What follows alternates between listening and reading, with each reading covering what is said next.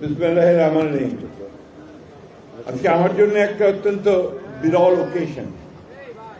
এই জন্যে যে ছোটবেলায় যখন রেডিওতে খেলা শুনতাম তখন এই মোহামেডান ক্লাবের খেলা শুনেছি, আমাদের তৎকালীন পূর্ব পাকিস্তানের এবং কলকাতার মোহামেডান ক্লাব। পরবর্তীকালে মোহামেডান ক্লাবের স্পোর্টিংয়ের সঙ্গে বিশেষ করে কলকাতার পরিচয় হয়েছে, এটা আবার একটু অন্যভাবে সাহিত্যের মধ্য দিয়ে। অর্থাৎ তখন যে উপন্যাস বা সাহিত্য লেখা হতো সেখানে মোহামেডান ক্লাবের অবশ্যই উল্লেখ থাকতো এবং দেখা যেত যে তখনকার দিনে কলকাতায় যারা বাস করতেন তারা মোহনবাগান আর মোহামেডানকে নিয়ে এবং ইস্ট বেঙ্গল এটা নিয়ে তাদের সেই উপন্যাস, তাদের সাহিত্য গড়ে উঠেছে। আজকের আমাদের অত্যন্ত জনপ্রিয় সভাপতি জনাব বরকতুল্লাহ বুলু মঞ্চে উপবিষ্ট আছেন, আমার কলেজ জীবন থেকে বন্ধু আমাদের মনিরুল হক চৌধুরী সাহেব। সকলের নাম বলতে গেলে অনেক নাম বলতে হবে। আমি শুধু বলতে যে এই মোহামেডান ক্লাবের যারা সুহৃদ, যারা ভালোবাসেন মোহামেডান ক্লাবকে, এবং পরিচালকবৃন্দ, কর্মকর্তাবৃন্দ এবং আমাদের মোহামেডান ক্লাবের সাবেক খেলোয়াড় এবং সদস্যদের আসসালামু আলাইকুম। আজকে একটা জিনিস প্রমাণিত হয়েছে যে যারা খেলাধুলা করে তারা জনগণের কাছে প্রিয় মানুষ। কারণ প্রমাণিত হয়েছে যে আজকে দেখবেন এখানে যারা এমপি মন্ত্রী হয়েছেন এরা সবই কিন্তু মোহামেডান ক্লাবের সঙ্গে জড়িত। দ্যাট মিনস এরা জনপ্রিয় মানুষ, এটা কিন্তু সার্বজনীন। আজকে এই যে নিয়াজ বসে আছেন আমাদের সামনে, ওর বাবা ছিলেন আমাদের শিক্ষক। রকিবুল হাসান তো আছেই, আমাদের রৌফলের ছোট ভাই। হ্যাঁ, ছোট না, রৌফলের ছোট ভাই তো। হ্যাঁ, রৌফল ছিল আমাদের এক ক্লাস জুনিয়র কন্টেম্পোরারি। বাট এটা একটা আলাদা জগৎ। এই জগতে যখন আসি তখন মনে হয় আই এম এট হোম। কারণ আমি নিজে মাঠে থাকতাম। অবশ্য আমি একেবারে মফস্বলের মানুষ, আপনাদের মতো এই ঢাকা মহানগরের মানুষ ছিলাম না। নান্ডু সাহেবের খেলা দেখে খুব ভালো লাগতো, মনে হতো যে সত্যিকার অর্থেই নান্ডু একটু ভালো খেলছে। ক্রিকেটের সঙ্গে বেশি জড়িত ছিলাম, একসময় ক্রিকেট কন্ট্রোল বোর্ডের মেম্বারও ছিলাম। কথা বাড়াতে চাই না, আমি শুধু বলতে চাই যে আমরা আজকে অত্যন্ত সৌভাগ্যবান যে আজকে আমাদের প্রধানমন্ত্রী জনাব তারেক রহমান তিনি বাংলাদেশে নামার সঙ্গে সঙ্গেই একটা কথা বলেছিলেন লোকের আক্রমণের সামনে যে আই হ্যাভ এ প্ল্যান।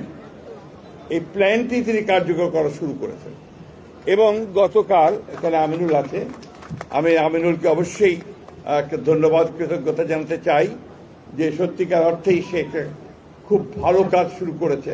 আমি খুব আশাবাদী যে তার নেতৃত্বে ক্রীড়াঙ্গন অনেক দূরে এগিয়ে যাবে। তারেক রহমান সাহেব এই খেলাটাকে তিনি একেবারে গ্রামের মধ্যে মানুষের মধ্যে নিয়ে যাওয়ার জন্য কাজ শুরু করেছেন। শুধু তাই নয়, এই খেলা যারা খেলোয়াড় তারা যেন পেশাজীবী হয়ে ওঠে খেলাকে নিয়ে, সেটাও তার মাথার মধ্যে রয়েছে এবং সেই লক্ষ্যেও তিনি কাজ শুরু করেছেন। কালকে ভাতা দেওয়া হয়েছে বা সম্মান করা হয়েছে, এটা বড় কথা নয়।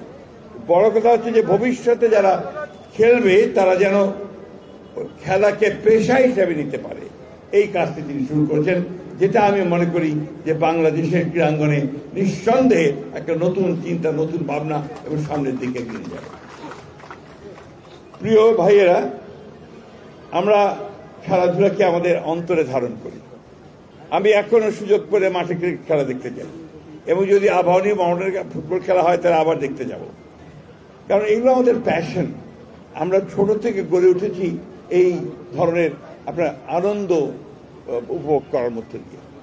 আমরা সবসময় মনে করেছি এখানে কোনো রাজনীতি থাকবে না, এখানে রাজনীতির কারণে কোনো মেধাবী ক্রীড়াবিদ বাদ পড়বে দল থেকে বা জাতীয় দল থেকে, এটা সবচেয়ে কষ্টের কারণ হয়ে দাঁড়ায়। এই উপগ্রহ থেকে আমাদেরকে বেরিয়ে আসতে হবে।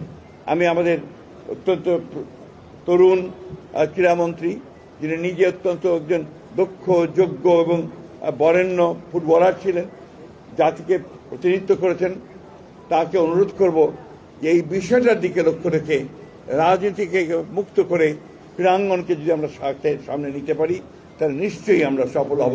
আর আমাদের বর্তমান প্রধানমন্ত্রী জনাব তারেক রহমান সেটাই চান, সেটাই তিনি কালকে বলেছেন। আমি বক্তব্য দীর্ঘ করবো না, এখানে অনেকে আছেন যারা রোদে কষ্ট পাচ্ছেন, গরমে কষ্ট পাচ্ছেন।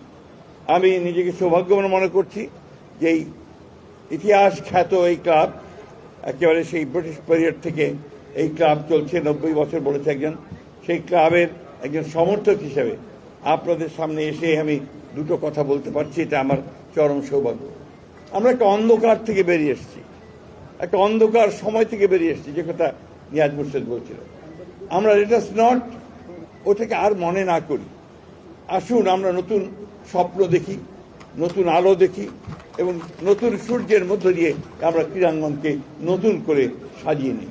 সেটাই হোক আমাদের একমাত্র লক্ষ্য। মোহামেডান ক্লাব অনেক ভালো করবে। মোহামেডান ক্লাবের মধ্যে এখন যারা এসছেন তারা বেশিরভাগই তরুণ, এবং আমি মনে করি তাদের নেতৃত্বে মোহামেডান ক্লাব সামনের দিকে এগিয়ে যাবে। তো একই সঙ্গে আজকে যেমন এখানে অঞ্জনবাবু এসছেন, আমাদের অন্যান্য ক্লাবগুলো তারাও ইকুয়ালি স্ট্রং হবে। অর্থাৎ খেলার মাঠে আমরা প্রতিযোগিতা দেখতে চাই, সুস্থ প্রতিযোগিতা দেখতে পাই। আমরা ওই দৃশ্য দেখতে চাই যে মোহামেডান ক্লাব আর আবাহনীর খেলা ন্যাশনাল ফুটবল স্টেডিয়ামে হচ্ছে, আর বাইরে মারামারি করছি আমরা, ঠিক না? এই দেশটা আবার দেখতে চাই। আপনাদেরকে সকলকে অশেষ ধন্যবাদ আমাদেরকে আমন্ত্রণ জানানোর জন্য। আমাকে বিশেষ করে ধন্যবাদ আপনাদের সকলকে। আসসালামু আলাইকুম।